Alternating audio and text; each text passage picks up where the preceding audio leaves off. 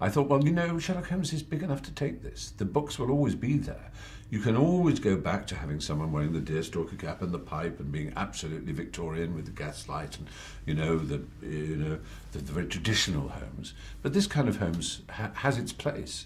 And in 200 years' time, they'll be making Sherlock Holmes stories. In 400 years' time, in 1,000 years' time, he's the most enduring, the most recognizable fictional character there has ever been. I mean, more recognizable than Hamlet, than Falstaff, than Poirot. I just can't think of any figure who is so instantly known around the world.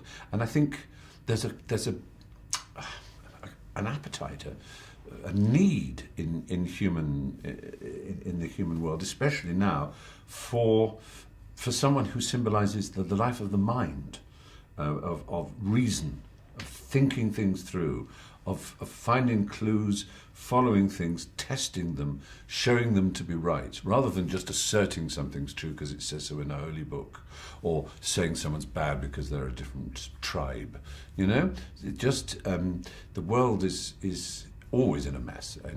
There's never been a time when the human being hasn't been able to say, look at the state the world's in. But it's probably truer now than it has been for a long time.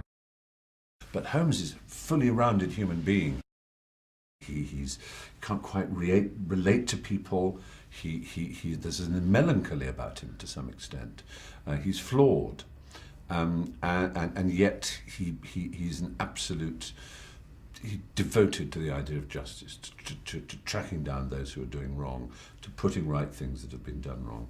And that is what detective fiction, and he's the first great detective hero, it's what it does. It allows us in fiction to believe that our world is healable, and it's healable not through magic, not through divine intervention, not through stupid technology that can't possibly exist, but through the power of the human mind. And I think that's the most wonderful thing a hero can be. That's great, Stephen. Thank you.